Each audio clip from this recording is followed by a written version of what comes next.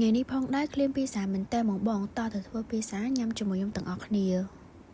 សម្រាប់គ្រឿងផ្សំដែលខ្ញុំត្រូវការរួមមាន hot dog ជាមួយនឹងសាច់ក្តាម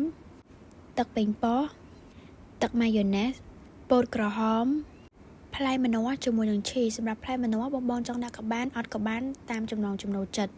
ស្លឹករីសាណូបើសិនជាខ្ញុំអានខុសបងបងជួយ comment ប្រាប់ខ្ញុំនៅខាងក្រោមផងណានិងគ្រឿងផ្សំចុងក្រោយដែលយើងខ្វះបានគឺម្សៅនំភីសាអញ្ចឹងសម្រាប់ការធ្វើភីសារបស់ខ្ញុំគ្រឿងផ្សំមានតែប៉ុណ្្នឹងឯងបងបងរបៀបធ្វើជាដំបូងបងត្រូវការបៀតទឹកប៉េងប៉ោះដាក់លើសំបកនំភីសាបន្តិចទឹកម៉ាយ៉ូណេសបន្តិចលាយបញ្ចូលពីរមុខនឹងចូលគ្នារួចបៀឲ្យសព្វទៅលើសំបកនំភីសារបស់យើងណាបងបងបន្ទាប់ពីខ្ញុំលាយសព្វហើយជំហានដំបូងខ្ញុំធ្វើការដាក់ជាមួយនឹងសាច់ក្តាមចូលណាបងបងបន្ទាប់មកខ្ញុំចាប់ផ្ដើមដាក់ជាមួយនឹង hot dog ចូលណាបងបងភីសាដែលខ្ញុំធ្វើនេះគឺជាប្រភេទភីសា hot dog ណាបងបងបើសិនជាបងបងចង់ញ៉ាំគ្រឿងសមុទ្រអីអាចដាក់គ្រឿងសមុទ្របានបន្ទាប់ពីដាក់ hot dog ហើយជំហានបន្ទាប់ខ្ញុំដាក់ជាមួយនឹងម្នាស់ចូលណាបងបង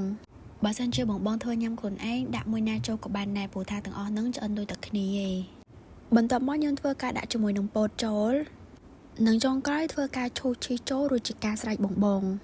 ពេលធ្វើខ្លួនឯងអញ្ចឹងឈីសមកដុំនឹងដៃអស់ហ្មងយកនឹងទៅក្តៅខ្លួនឯង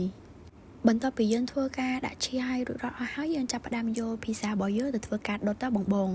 សម្រាប់ការដុតនេះផងដែរគឺខ្ញុំត្រូវការរយៈពេលតែ10នាទីបងបងដោយសារតែខ្ញុំអត់ចង់បានក្រៀមបើសិនជាបងបងចង់បានក្រៀមអាចដុតលើសនឹងក៏បានដែរបន្ទាប់ពីខ្ញុំទុករយៈពេល10នាទីមកឥឡូវភីសារបស់ខ្ញុំបានឆ្អិនហើយបងបងជាពីថាទំនងខ្លាំងមែនតើហ្មងណាអញ្ចឹងការធ្វើភីសារបស់ខ្ញុំមានតែប៉ុណ្្នឹងឯងបងបងក៏ពេលទៅញ៉ាំទាំងអស់គ្នាណាស្រួលងាយហើយឆាប់បានញ៉ាំទៀត